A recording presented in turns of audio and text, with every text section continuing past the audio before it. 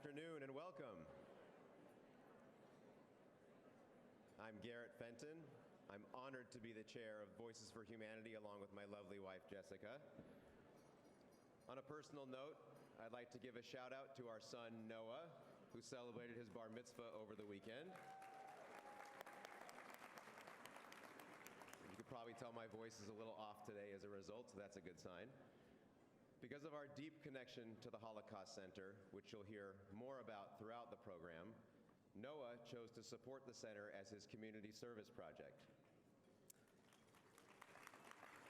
And so we are also thrilled to have a wonderful group of friends and family here today to continue Noah's celebration by supporting the center with us. Plus, it doesn't hurt to bring along your own personal cheering section. Today, we are also here to support education and create communities that will stand up to hate. It also feels really good to be with community right now. So thank you. Thank you for committing to share this time with us. We're only here for 1 hour, but I promise it will be impactful.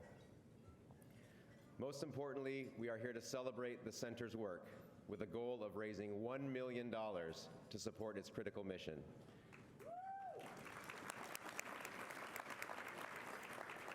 And with 3 athlete sons, our lives are dominated by sports, so I can't help but slip in a sports analogy. I know we can hit this $1 million goal out of the park. I would like to start by thanking our sponsors and supporters who have already committed meaningful donations. Please hold your applause. Thank you to our lead corporate sponsors, Goldman Sachs and the Bill and Melinda Gates Foundation. Thank you to Carl and Joanne Bianco, who generously matched early donations. Many of you accepted their challenge. Thank you. I would also remind you that it never hurts to make a second gift if you feel inspired here today. Nudge, nudge.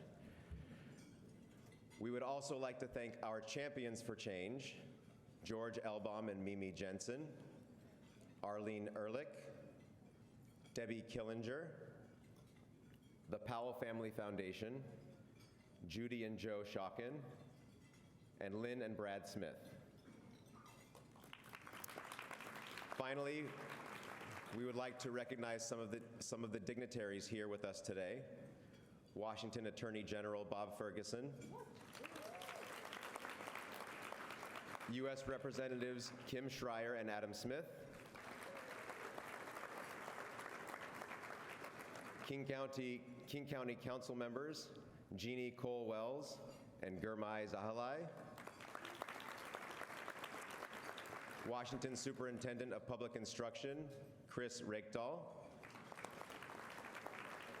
Mercer Island Deputy Mayor David Rosenbaum, Washington State House Representatives Sharon Tomiko Santos and Tana Sen, former Speaker of the House and Washington State Representative Frank Chopp, former Washington State Senator David Frocht, and former U.S. Attorney for Western Washington Nick Brown.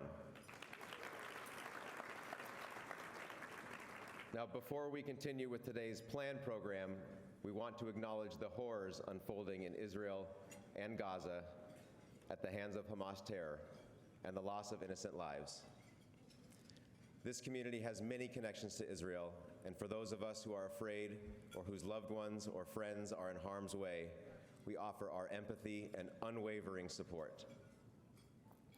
Let peace and justice prevail as we remember the suffering of all those targeted by hate and terror.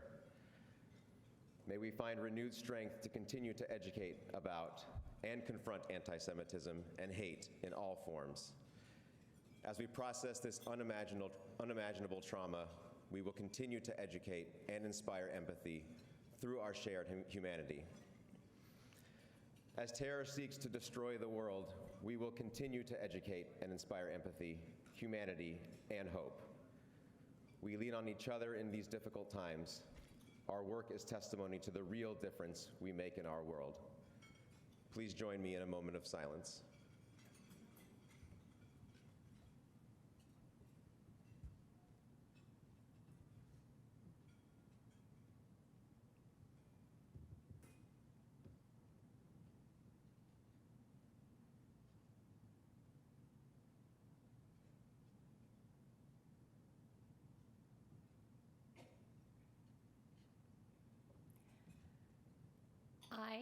am the granddaughter of Holocaust survivors.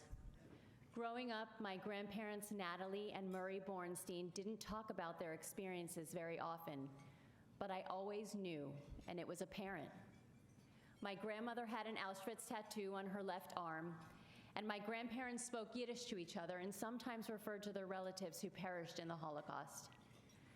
A few years ago, I heard Arik Cohen speak at the Holocaust Center for Humanity, and I knew that I needed to tell my grandparents' story too. I wanted to ensure that their stories and others who experienced the atrocities of the Holocaust are never forgotten. I also feel strongly that there are lessons from that horrific time period that can be applied to today's society. Partnering with the Holocaust Center to do this was a no-brainer for me. Today, I serve on the Speakers Bureau at the center. The Speakers Bureau is a group of survivors as well as descendants or legacy speakers like myself who are committed to telling personal stories of the Holocaust and educating students across our state to be empathetic and compassionate and to stand up against anti-Semitism and all forms of hate. We are grateful to Debbie Killinger for investing in the Legacy Speakers program.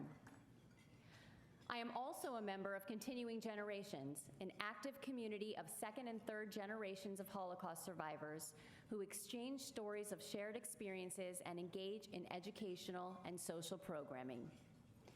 Garrett and our 3 boys have supported me in my commitment to the center and are equally passionate about its mission.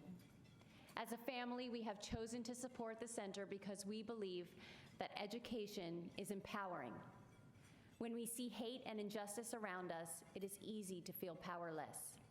At the Holocaust Center, we know the right education provides strength and knowledge needed to stand up and say something. I've been lucky to see firsthand the way the center is able to inspire students. Rebecca Hoffmeister is one of those students. Rebecca is the talented artist who created the artwork you see featured throughout the Voices for Humanity campaign this year. She submitted it to us as part of the Writing, Art, and Film contest, and it caught our attention, and it seems to have caught many of yours too. The contest challenges students to explore the history and stories of the Holocaust in creative ways. Rebecca's art reminds us how Holocaust survivors teach us to keep hope, persevere, and to stand up to injustice so that atrocities like the Holocaust and what's happening now never happen again. When asked who he would like to introduce him today, Pete Metzelar was quick to reply, Rebecca Hoffmeister. Rebecca was instrumental in bringing Pete to her school and ensuring that her unique student body had the opportunity to learn about the Holocaust. Rebecca is a 2023 graduate of Nova High School, which happens to be the name of my high school. It's an alternative high school in the Seattle Public Schools and is a first-year student at Evergreen State College. Please join me in welcoming Rebecca Hoffmeister.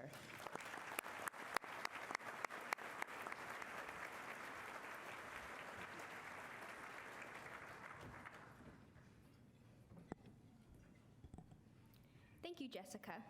I was lucky enough to meet Pete a few months ago when I invited him to speak at my high school.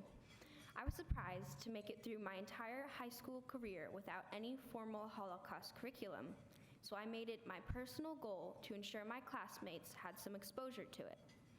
Nova High School prides itself on being an alternative learning environment where students choose what they learn. While most of this time this works well and students are able to learn what is most important to them, sometimes important subjects are left out. I advocated for Holocaust education, but was unsure if anyone would be interested or had any prior knowledge. So I prepared Pete. My classmates may or may not show up, they may or may not stay, they may or may not ask any questions. And 70 of them did show up. Not only did they stay, but they were captivated. They were inspired by Pete's story and asked thoughtful and insightful questions. From my perspective, it was a huge success. In the weeks following Pete's talk, I had students and teachers I'd never spoken to thanking me for the opportunity. Pete has been telling his story since 1997. He estimates that he has given more than 1,000 presentations. Imagine all the students he has touched with his story and all the lessons learned. Before we invite Pete to the stage, let's hear from him about why he has made it his mission to share the truth and inspire change.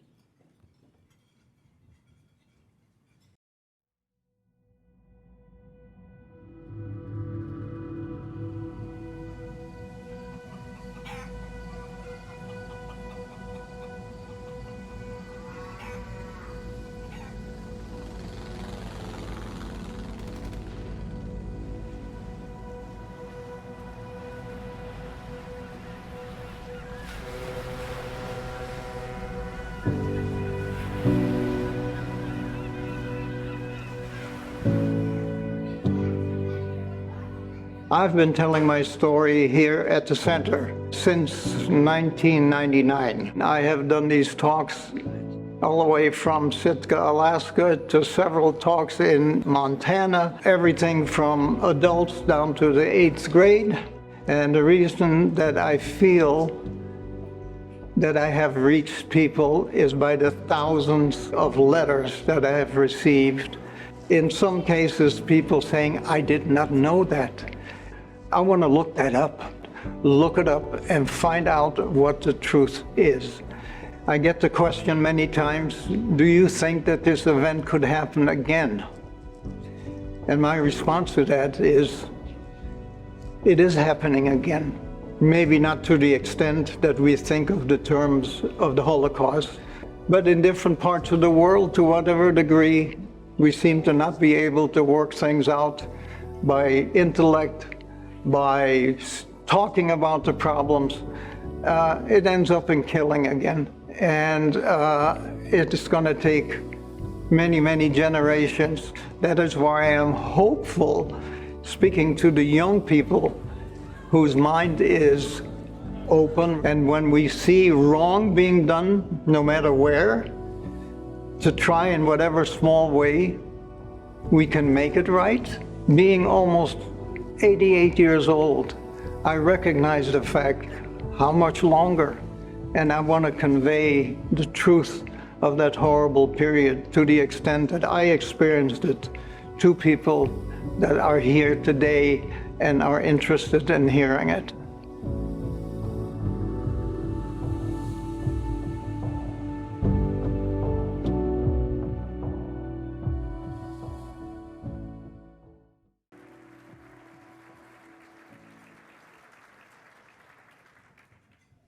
Thank you, Pete. We wanted to present you with a gift on behalf of the Holocaust Center for Humanity.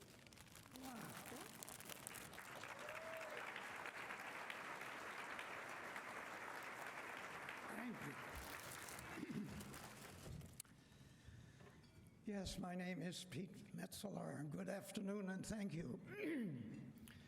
I am a Holocaust survivor of Holland. It was in 1943, during one of the many Nazi raids, that Mom and I were hiding in a hole in the ground. I was trembling with fear, hearing the German soldiers ransacking the nearby farmhouse, looking for us.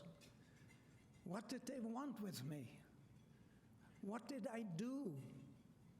I don't understand. Why were they hunting me? It was in 1944. Mom and I had to flee to a new hiding place. It was 50 miles away. Out of bed sheets, Mom had hand-sewn a nurse's uniform. We hitchhiked with a German military convoy. We sat between two SS officers who never suspected having two Jews sitting next to them. They dropped us off at our next hiding town. Mom fooled them. She fooled them. I joined the Center Speakers Bureau in 1999. All the speakers then, maybe 10, 12, were Holocaust survivors.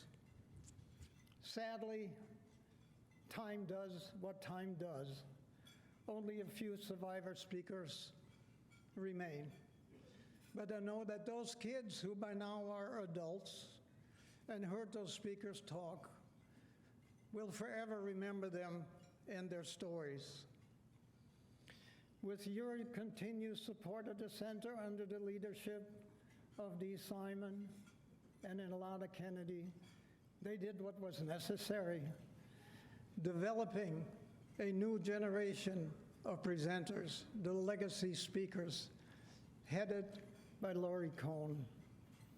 These speakers tell the painful story of their parents, grandparents, and other family members of those who survived and those who perished during the Holocaust.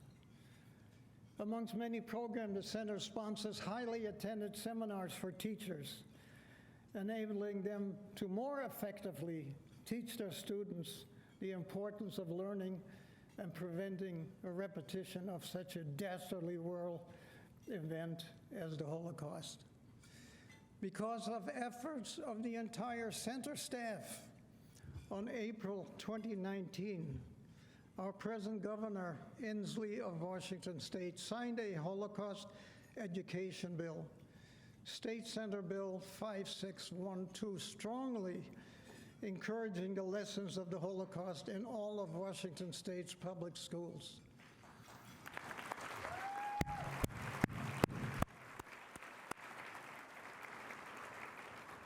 It is your generation today, as in the past, a true mitzvah, which allows the Holocaust Center for Humanity to grow and continue to put light on the dark clouds of anti-Semitism, hatred, and ignorance. I do want to share a personal experience with you, which makes me smile each time I recall the event. In October, 8 years ago, a couple of days after my 80th birthday, I was to speak at a local middle school. As kids entered the class, some giving me a shy glance, wondering what was this old man going to talk about. A boy, maybe 14 years old, reached out to shake my hand. Then in a very respectful tone of voice, but into the jargon of his generation, he asked me, "Are you the Holocaust dude?" I said, "Yes, I'm that dude." "Cool," he replied, walking to his seat. Wow. At 80 years old, I became a dude. A cool dude. Thank you so very much for this tribute. As long as his body will allow it, and his brain remembers my past, this dude will continue to tell his story. Shalom.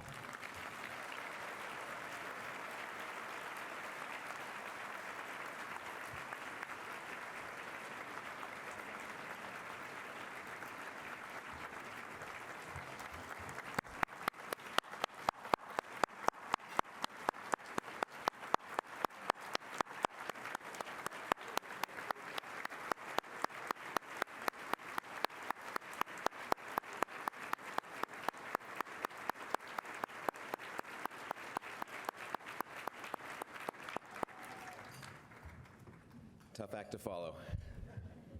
Well, I'm honored to introduce the Superintendent for Public Instruction for Washington State, Chris Rakedahl. He is currently serving in his second term. As a former teacher, Chris has a unique perspective of the K through 12 system and how to support our students. Last year, Chris visited the center's museum. After that visit, he was instrumental in securing state funding for the center's work. We are grateful for his support and for our partnership with OSPI.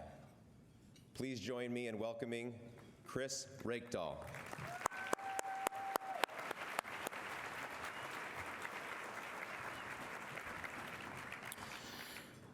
Good afternoon, and thank you so much for the opportunity to share with you just a little bit of insight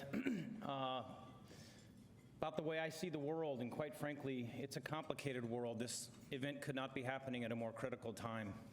The center's work could not be more essential in the lives of young people and all learners in the state of Washington.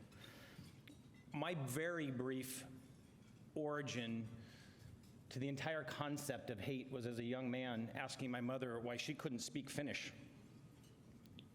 My grandma's from Finland. She was direct. What's going on?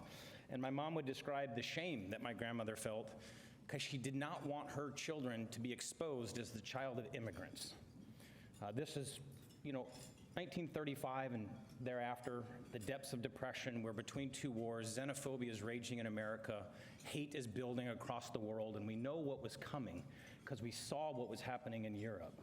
And I give you that just tiny example of a young guy myself now with a lot of privilege, touched a moment where seemingly the most obvious person to blend into the world would be a white woman in the Midwest. But even she felt the shame of that. And so part of our origin story in my family is we are awfully dedicated to the social studies and the humanities. It's a big part of who we are. The center, as you see, is the Holocaust Center, and you see the word humanity, however, in the title. It is so much bigger when we create the opportunity for young people, older adults, those who are reminded of their history. As you see the fellows go around the state and engage, it is so much bigger when you think about its opportunity to educate today. The passion of mine became, let's be a teacher. Let's take this passion that I have and get into classrooms and help young people learn. I spent 3 very significant amounts of time as a U.S. history teacher and a world history teacher, but primarily my 11th graders in U.S. history on 3 topics, and they may seem strange to you. The Salem witch trials, the Civil War, and the Holocaust. My students would tell you today, my God, there's thousands of years of history, and Mr. Rakedahl spent like 3 of the 8 months on those 3 subjects. What gives? What they would also say to you is he thread them together. The witch trials weren't about witches. They were about oppressing women and suppressing females who had wealth. The Civil War was undoubtedly complex. It was significantly greater than the way we try to boil it down to 1 or 2 points, but it was fundamentally about keeping an entire race of people oppressed. It was the economics of privilege for those who generated their wealth and their privilege off of the oppressed. And as you know better than anybody else in the state of Washington and in the world, the ancestors of our Holocaust survivors would tell you that the Holocaust was entirely about oppression. It was entirely about dehumanizing people so that those with privilege and power could take advantage and build more privilege and power. Our Japanese American brothers and sisters and their families experienced during World War II and thereafter reminded us once more, we can be better than this. So as complicated as that is, and as much as I drug these poor 16-year-olds through the complexities of the humanity of history, I challenged them to remember that it wasn't about remembering facts and figures. It was about tapping into their own sense of privilege and their own sense of who needs a hand, who needs allyship, who needs support, and most importantly, that these things are never in our history. They are always in front of us. And when we blink, when we take a pause, when we make an assumption that we don't have to work on our own humanity, we run the risk. So today, in your school system, we are working very hard to ensure that Holocaust education is a central part of our history curriculums across the state of Washington.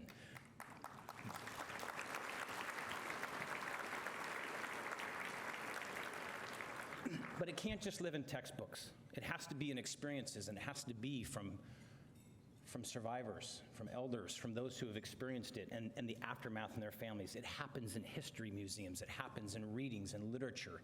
It has to be constantly revitalized. And I will say one of the most powerful things that's happening today is that we are finding ourselves doubling down on a complete reinvestigation of our learning standards in both English language arts and social studies, because our children are experiencing, quite honestly, what the sons and daughters of German youth would have experienced through the 1930s and early 1940s. They are experiencing a world of unprecedented misinformation and intentional disinformation at a scale we cannot imagine. To this moment that we are in today, the average teenager spends 4.5 hours on a digital platform. It absolutely outweighs the amount of time they spend in the humanities or in social studies. Turns out teenagers don't spend a lot of time online in math. So it's even disproportionate that the misinformation, the disinformation they get is in the humanities. It is fundamentally misinformation and disinformation about religion, race, ethnicity, culture, economics, the core stuff of social studies and the humanities. So we are diving in right now and ultimately going to have to develop an entire teaching curriculum for educators so that at every grade level they're thinking about this. You don't start this in junior year U.S. history. It begins when that 5-year-old walks through the door with that giant backpack bigger than the 5-year-old themselves. And you start talking about how to be respectful to each other, how to understand and see differences as strength, how to build teams, how to partner, how to ask sincere questions, how to sit across from each other with differences and say, I believe differently than you, why? Because the world we're living in today commoditizes, monetizes, and profits off of fear and anxiety and hate and rage. So this center means a lot to me personally. As a former social studies teacher and the parent of 2 teens, it means a lot to you all with lived experience in your families of some of the most horrific atrocities mankind has ever perpetrated on one another. And as we heard from an earlier speaker, it isn't a past tense conversation, as we know from the events of the last 10 days. It's right in front of us. The reason I am so hopeful, however, is young people think globally in ways I've never seen before. They think globally on race, on justice, on climate. They think big, and they're acting more locally, which is kind of what we dream kids would do, think big and act locally and act in the sphere in which you have influence. But they are competing their minds, their eyes, with information that is absolutely not to be trusted. So it is everything we can do to make those original pieces of literature, those original stories, that powerful curriculum and content from the experience of those who are a part of it, central to the learning of young people. So this luncheon today, I'm sure people are going to ask you to give even more than you thought. I'll double down on the pledge. I'll double down on the hope that you take this moment as seriously as you ever have, because it goes so far beyond any single event. There are 1.1 million Washington kids today learning in school. And the experience they're going to get at a center like this, the readings that they're going to get and the experience that they get will absolutely shape how they think about other people for the rest of their lives. We only have them for 2% of their whole lives in formal education. 2% of a person's life is in their formal K-12 experience. And people ask a lot in that 2%. So today, think big, dream big. In the toughest of moments, be hopeful. We have incredible partnership. Legislators were mentioned here. They're the real heroes of that investment. I get to bring it forward because of my personal passion. I've got an infrastructure to bring it forward. I've got a way to get that curriculum in the hands of teachers. But your lawmakers did powerful work to make sure that that's funded. And we have to maintain that commitment through the duration of this work, because it doesn't end. So the last thing I'll say is, the hardest thing about young people right now isn't that they're young, that they're exposed to a lot of things, is that they sometimes have shorter memories. They learn it, they test it, they think they're done with it. Did any of you cram for tests at the last minute, only to not remember it 6 months later? This is the persistent work, though, of humanities, is reminding them in every aspect of their life to come central with the risks that are posed to them. Whether it's climate, whether it's race, whether it's religion, whether it's ethnicity. So this is our moment. Let's take advantage of it. Let's be bold today. Let's be big today. Demand a lot of your educators, because we expect a lot of them, and help them. Bring them resources, bring them opportunity, help them bring this work to life. And I know that that's what will happen here. So thank you for this moment. Thank you for this opportunity and the partnership. The center is the center of my heart for now and in years to come, and we will keep investing as we can. We're going to bring up a couple of really remarkable folks that many of you know. Judy and Joe Shotgun, please come on up here. You are delivering. Thank you.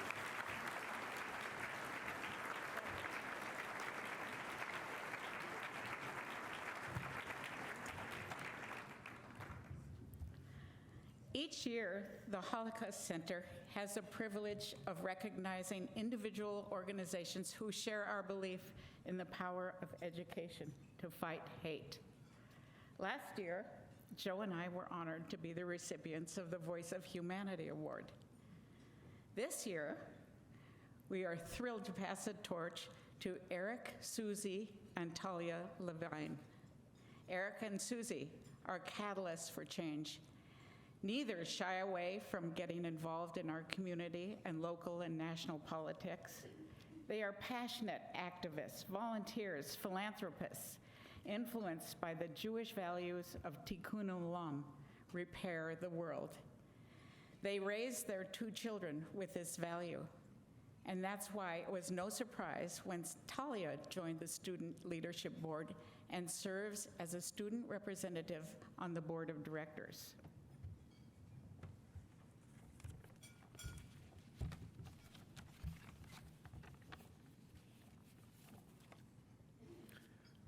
At this somber, seminal, and tragic moment in Jewish history, we pray for the safety of our people, the wisdom of our leaders, and peace throughout the world.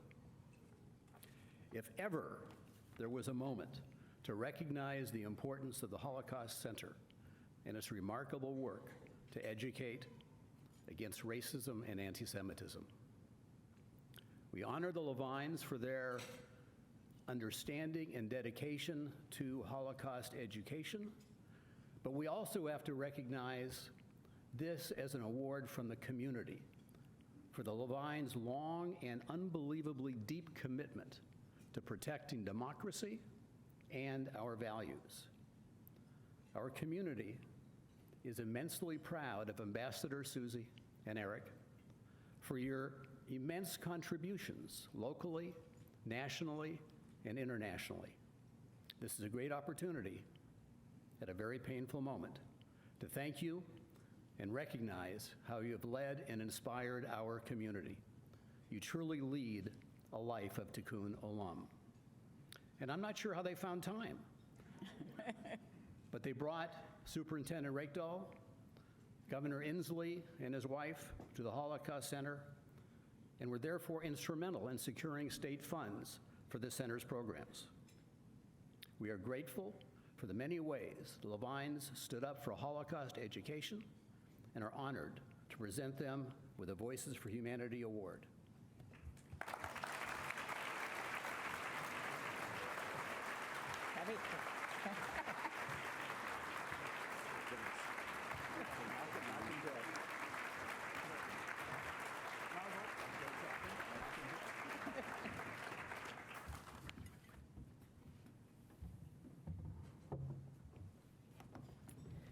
Joe and Judy, thank you so much. You are our inspiration. Thank you.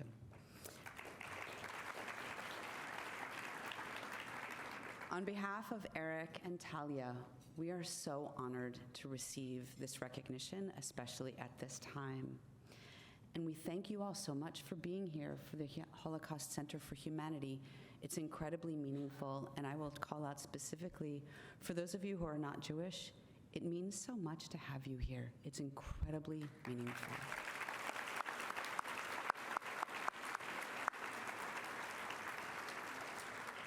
I'm going to tell you just a smidge about us. We're not originally from Seattle. We're originally from the East Coast. We are imports here. But unlike many in this room, we also were very fortunate. Our families were not directly touched by the Holocaust. Our respective great-grandparents came over from Eastern Europe between 1880 and 1910. So Susie and I each moved here to Seattle separately just over 30 years ago, each to work at Microsoft.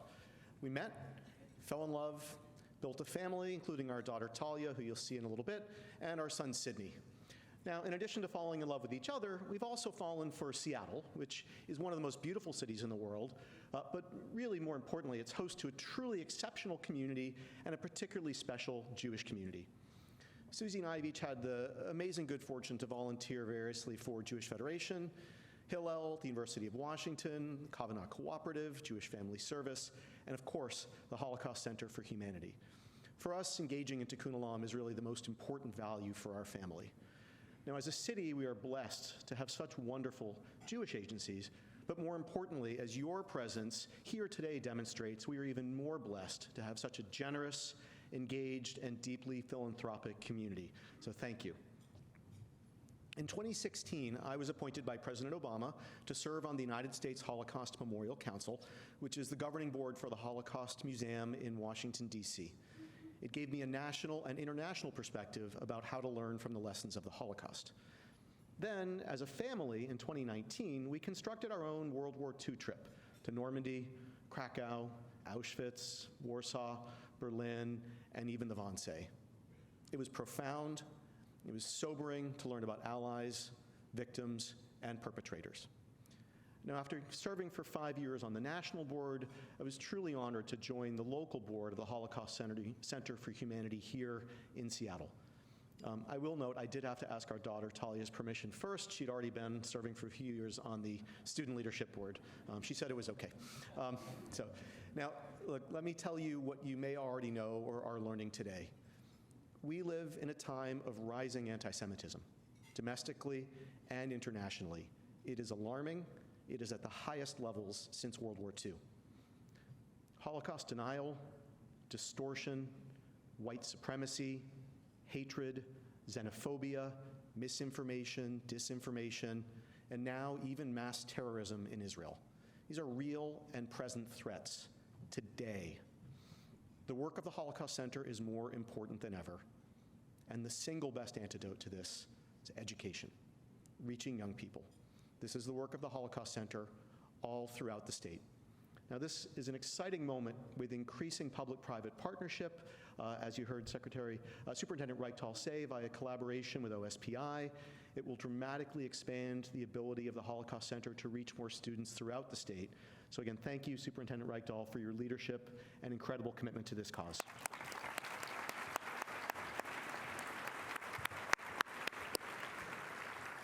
So Eric and I have been incredibly happy to serve as ambassadors to help introduce the Holocaust Center to public officials, a number of whom are here today. And if you haven't yet been, please, the invitation is open and we'd love to have you come and visit.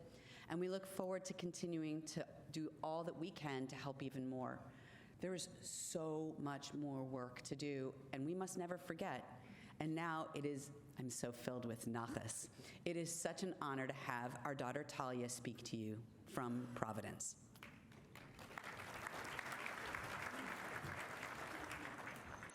Hi everyone, my name is Talia Levine and I am the 2023 Student Representative to the Holocaust Center for Humanity Board of Directors. While I wish I could speak in person, I am overjoyed to be able to join you virtually from Brown University, where I'm a first year studying political science. I first got involved with the center over 4 years ago when I joined the Student Leadership Board. Through my time on the SLB, I conducted interviews, volunteered at events, and learned more about how to use my voice to make a difference. When I graduated from high school, I wanted to ensure that the work that I had put in to make my school a better place didn't end with me. As part of my final project for SLB, I wrote an op-ed in our newspaper about the school's minimal Holocaust education. In the op-ed, I shared examples of anti-Semitism that I had experienced from my classmates and how, if our school had comprehensive Holocaust education, I would not have had those negative experiences. My time on the SLB taught me that even if I feel like my voice doesn't matter, it does. The SLB taught me to be more confident in enacting change. Additionally, being on the SLB gave me the ability, when I was in my sophomore year, to bring a Holocaust survivor, Charlotte Volheim, to speak to my entire grade. Even though it was virtual, the center made it an engaging and informative hour, and multiple classmates told me afterwards that it was one of the best things that they had gotten to do in history class. However, I went to a small private school, and in Washington State, private schools, no matter what the state's suggestions are, do not have to teach Holocaust education. Therefore, after the teacher I worked with to bring Holocaust education to our school left, the school greatly shortened the already minimal Holocaust curriculum. In doing so, they made the school a place where many Jewish students felt like they weren't valued. Fortunately, at least 2 members are still in the SLB from my high school, and I am confident that they will work with the Holocaust Center for Humanity to make the school a more inclusive and welcoming place. And hopefully, more schools around the state will avail themselves of the center and the resources it provides. As an 18-year-old, my peers and I always hear that we are the future. Today, My parents and I are here for an organization that unpacks the past so that we can have a better future. I am so grateful that all of you are here today so that we can ensure that my peers and I have the knowledge to learn from the past so that we can build a better future.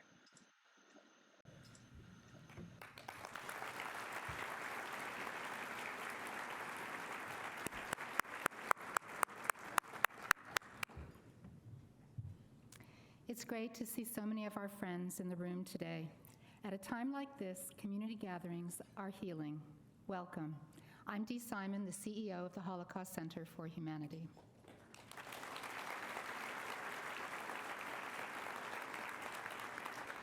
A Holocaust survivor once told me that he knows pain that few people could comprehend.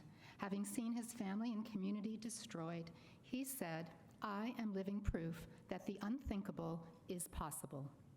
I'd like to acknowledge those survivors who are with us today: Ann Bower, Aggie Day, Henry Friedman, Henry Haas, and Pete Metzler.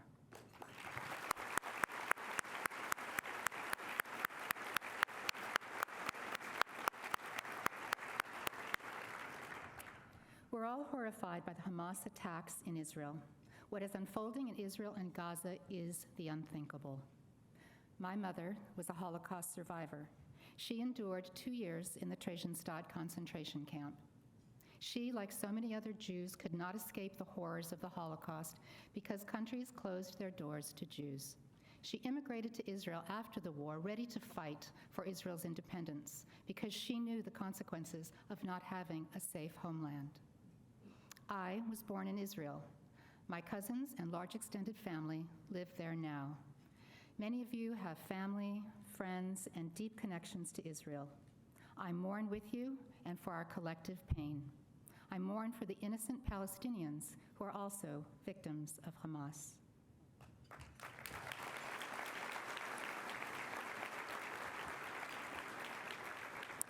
As a child of a survivor and a Holocaust educator, when I hear about the horrors unfolding in Israel today, what I hear is the echoes of the Holocaust. I think of the stories we tell in our museum, stories of survivors who experienced daily terror, resistors who fought back in the ghettos, and rescuers who risked their lives to save Jews. From these stories, we ask ourselves, what can one person do? How can I make a difference? The answer is in the center's motto and in our actions, our activism: stand up and take action. I'd like to share a story about one of our survivors from Seattle, Thomas Blatt. Thomas was 16 when his family went to the Sobibor death camp. If you were sent to the death camp, your life expectancy was about 45 minutes. He was pulled out of the line entering a gas chamber because he was young and strong and they needed workers in the camp. Later, he and 500 other workers broke through the fence of Sobibor. They ran across a field to the forest on the other side.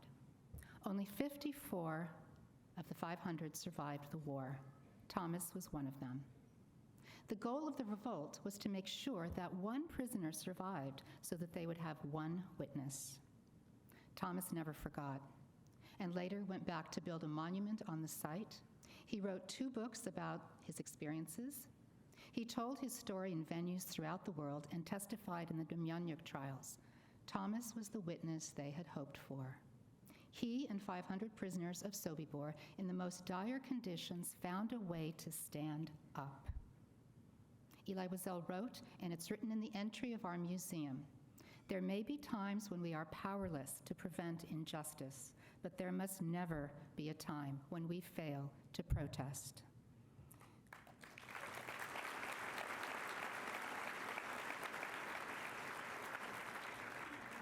The antithesis is being a bystander. On September 14th, in our community, the Wing Luke Museum was a victim of an anti-Asian hate crime. Joelle Tan, their executive director, is with us today.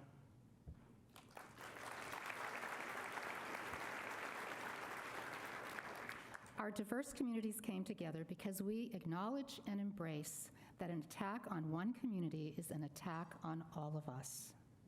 When I heard the news of terror attacks in Israel, I was comforted by the sympathy and support expressed by so many friends and neighbors, political leaders, and even the blue and white colors on the Brandenburg Gate or 10 Downing Street and our own T-Mobile Park.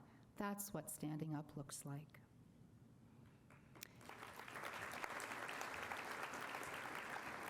We named our organization the Holocaust Center for Humanity with a clear understanding that although the Holocaust primarily targeted Jews, its lessons are universal.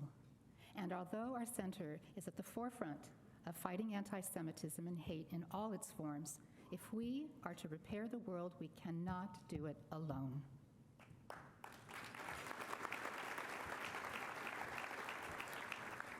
Over the last several years, our center has created meaningful partnerships in every aspect of our work. We've partnered with the Northwest African American Museum, the Asian Jewish American Initiative, the Office of the Superintendent of Public Instruction, the ADL, and the Washington State Criminal Justice Commission to provide police training for over 11,000 police officers. And we're collaborating with numerous corporate and organizational diversity and equity programs.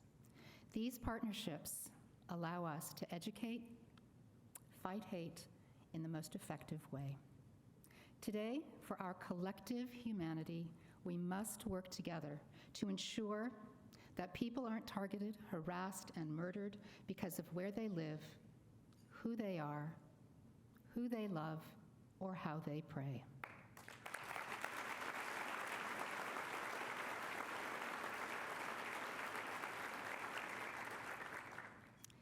As mentioned earlier, social media is the accelerant. We must stand up to the lies and misinformation on social media. The lie that women are not equal to men. The lie that people of color are inferior. The lie that Jews are dangerous and all-powerful. The lie that queer people are a threat to our children. Racist, misogynists, and anti-Semites may always exist, but I think we can all agree that we shouldn't give them a platform to amplify their views and target their victims.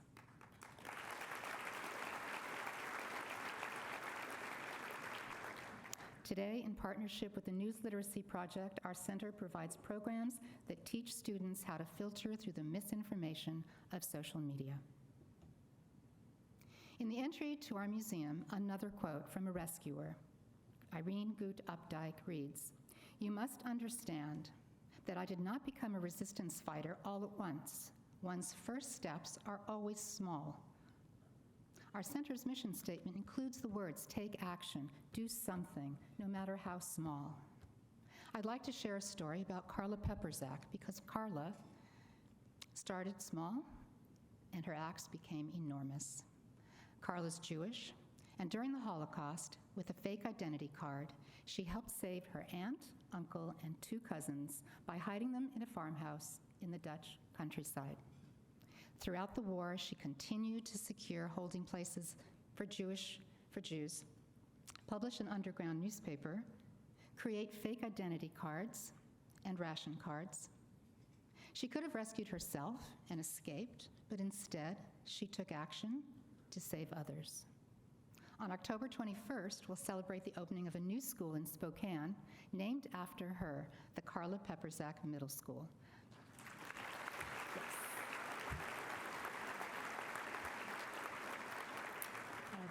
By the way, Carla's turning 100 next month.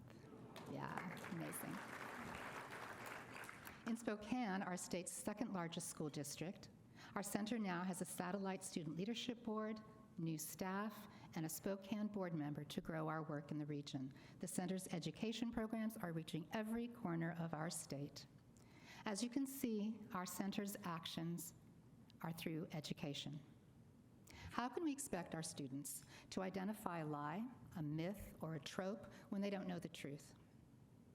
When white nationalists espouse replacement theory or deny the Holocaust, how are our students supposed to know what's credible? One word, education. Today, with you, we provide numerous education programs. It's the greatest tool societies have. Education is the long-term solution. Last week, a number of Jewish leaders and I met with U.S. Senator Maria Cantwell. She told us that she's Irish and knows all too well the consequences of unchecked hate. Her father was a World War II veteran who shared his experience with her. She's concerned that without Holocaust education, a new generation of leaders and legislators won't have the empathy and skills they need to confront anti-Semitism and support targeted communities. The Holocaust Center for Humanity is here. With over 100 volunteers, a staff of 16, and a 30-member board of directors, our team is stronger than ever. With you on our side, we're poised to meet the challenges ahead.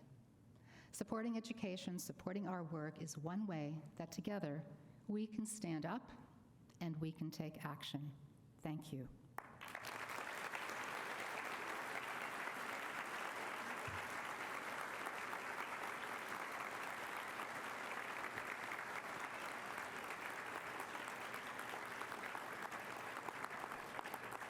It's now my pleasure to introduce Attorney General Bob Ferguson.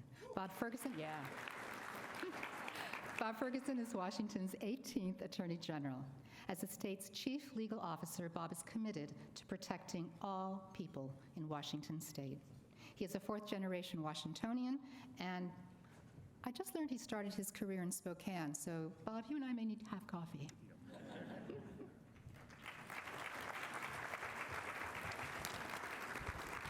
Thanks so much, and a round of applause for Dee and all of her wonderful leadership and her incredible work. Thank you so much.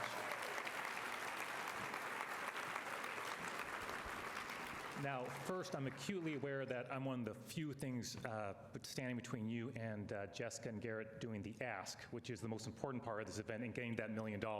And Garrett, you mentioned you've got kids who are in sports. I think you mentioned this event needed to be a home run to achieve that. My 15-year-old daughter's a softball pitcher, and so we don't give up home runs. So I was trying to find another analogy for meeting our $1 million goal, but we're going to make sure that happens today.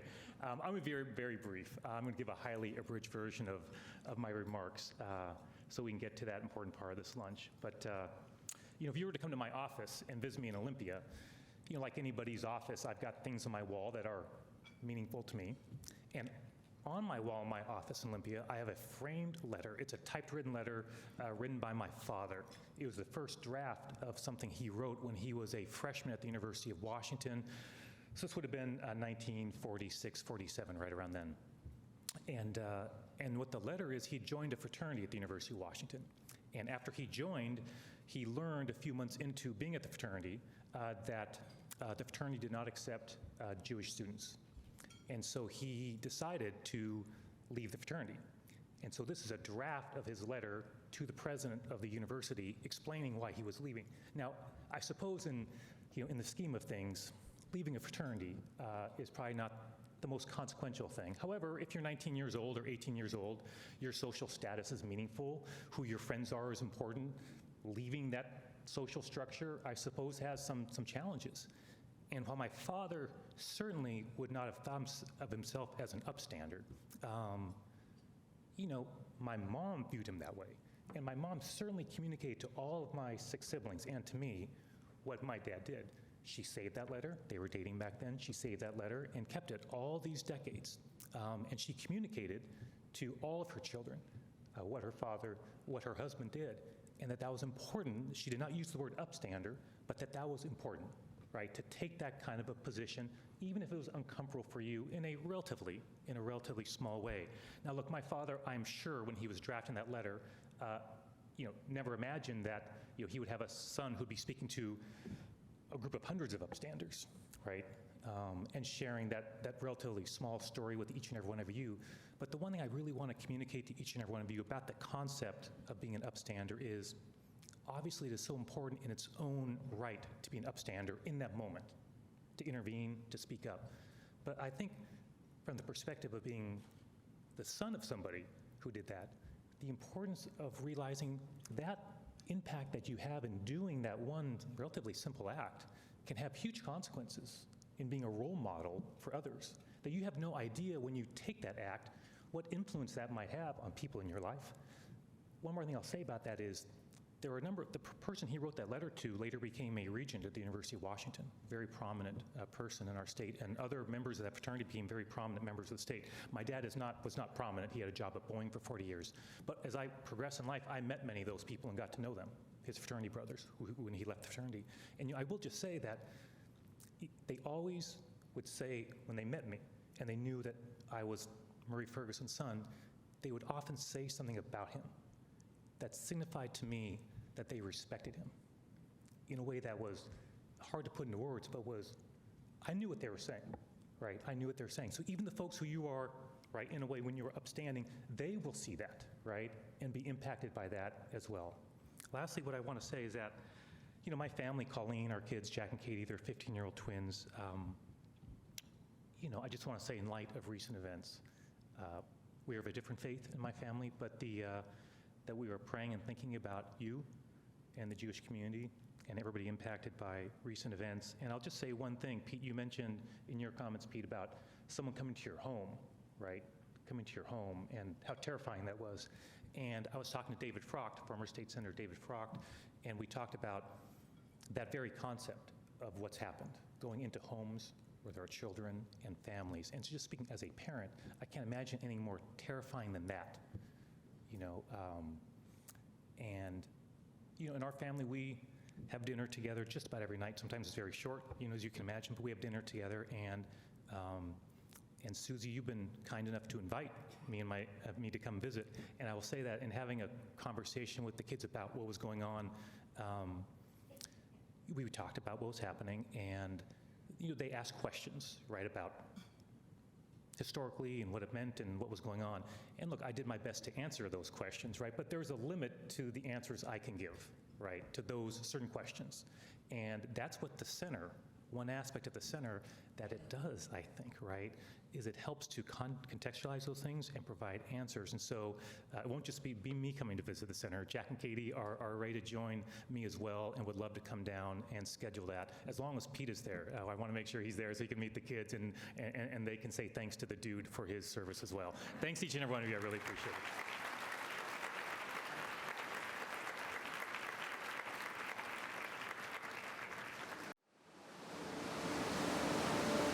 When I prepare to share my grandparents' stories for the Holocaust Center, I think about their strength, I think about their wisdom, I think about how amazing they were and all they had been through.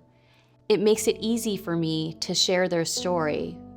I'm a speaker for the Holocaust Center, which allows me to go into classrooms all over the state of Washington. I share my grandparents' survival stories of the Holocaust. I was around them all the time, so I was fully aware that they were Holocaust survivors, even though they never liked to talk about it. I realized that later in life, if I didn't share their stories would be forgotten. And I did not want that to be the case with my grandparents or any Holocaust survivor for that matter. So I'm very grateful to the Holocaust Center for Humanity to come to talk to classes like yours, because I see that you're listening and you're paying attention, and I see that you want this world to be a better place. Connecting with students through human stories is the single most impactful way that students can learn about the Holocaust. Our Legacy Speaker program allows us to continue to tell the stories of survivors with the benefit of additional context and intergenerational connection and perspectives. In addition to going in person to schools, I'm able to go into the classroom virtually. We have a large number of students who probably likely opted into a virtual education because they have experiences with bullying in their home schools. I have a high number of neurodivergent students, diverse students in general. When we were able to have Mrs. Fenton come to our class, I saw an immediate shift in the class the very next day. The students really related to what Mrs. Fenton talked about nowadays. It really touched their hearts. The students often find that they have connections that they never knew about. Going home and asking, what is our history? What exactly happened? And starting those conversations, I think, are very, very valuable. Very impactful, like hearing from a family member of someone that was in the Holocaust. It just adds that next level of connection that you don't get without it. I feel like it is more easy to understand one person than a million. I share the stories and I look at their faces and I see that they're not only listening, but they're processing, they're internalizing, and they care. And this gives me so much hope for our future and for the world. It inspired me to want to make a change in what's happening in the world. Her passion made me excited to learn about everything and spreading the word about things that are very important. The dehumanization that led to the Holocaust and is on the increase today, I think that is really important to combat. It should be a key part in everybody's activism. If there's anything that we can do to prevent those behaviors from happening, only then are we really doing our job. Hatred has become so normalized, it's dizzying, it's overwhelming, it's depressing to the nth degree. Thankfully, because we have a team, a community working together with us that includes our legacy speakers, our survivors, and the importance of conveying the human story, we believe we have what we need in order to do this fight, not alone, but together. Dear Ms. Fenton, thank you for having the bravery to come and talk to us about your grandparents' experiences during the time of the Holocaust. I'm currently experiencing homelessness along with my mom. We're staying with distant relatives, but after this year have honestly nowhere to go. When I heard that your grandparents tried to go back home, but someone had taken over their house with all their stuff, I felt that with my whole being. I'm so sorry that happened to your family. I hope we can build a better future for Jewish people. I'll do my part to help. This will all be forgotten if we don't continue to talk about it, if we don't continue to reflect on it, and if we don't continue to learn about it. And I think this is extremely important, which is why I will continue to do this for however long I'm able to, and hope my children will pick up where I leave off and will continue that work as well.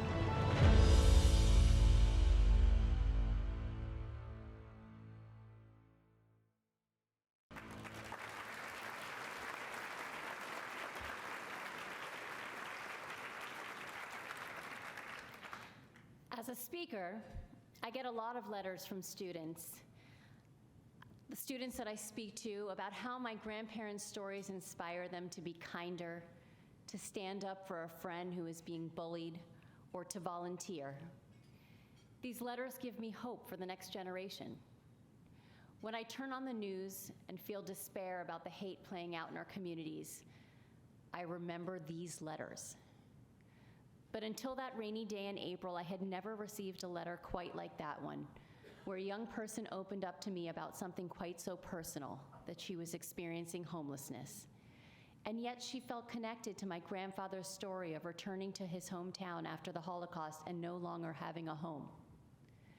Regardless of the struggles she and her family are facing, she wanted to be an upstander. We talk a lot about teaching empathy through storytelling at the Holocaust Center, and this was the truest definition of empathy I have ever encountered. My grandmother and grandfather had two very different experiences during the Holocaust.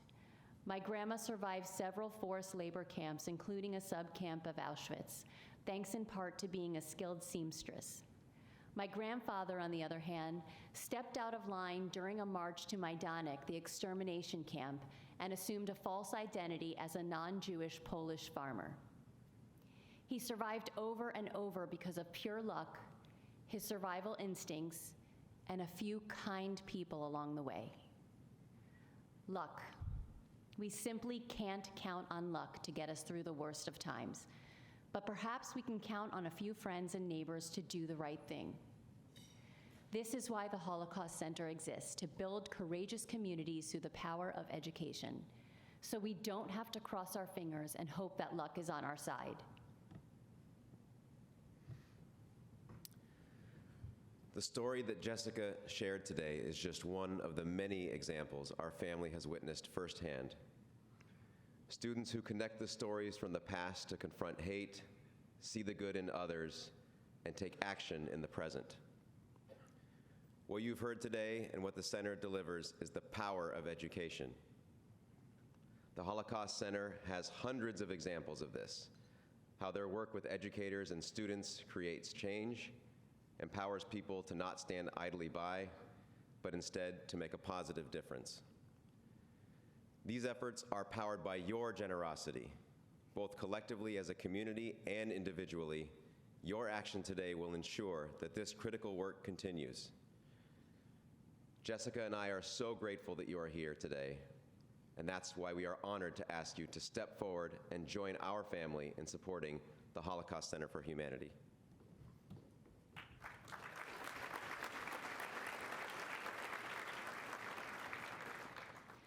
Our wish is that the Holocaust Center will reach as many people as possible to instill empathy and compassion through the lessons of the Holocaust, inspiring students to stand up against anti-Semitism and all forms of hate. Supporting the Holocaust Center for Humanity is a concrete action you can take right now. Everyone here today can help our wish become a reality. We don't have to rely on luck to make this possible. Instead, you can take a meaningful action to donate and support Holocaust education. You might choose to give $50 or $500 or even $5,000 or $50,000. No matter the amount, every dollar ensures that more people will have the tools and confidence they need to be courageous community members who will confront hate and injustice and help us reach our goal of raising $1 million.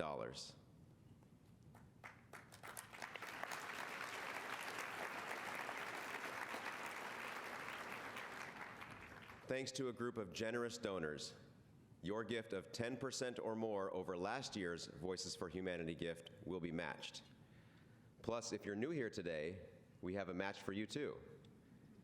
If you donate $250 or more, your gift will be doubled as well. So please, give as generously as you can, and your impact may be doubled. If you have already given, thank you again.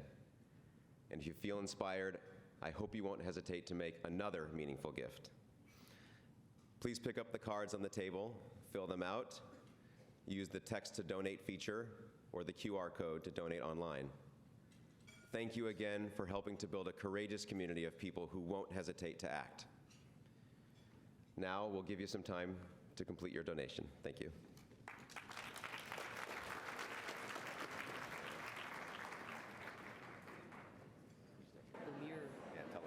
Before we wrap up, I'm going to go off script for a minute because I feel so blessed right now.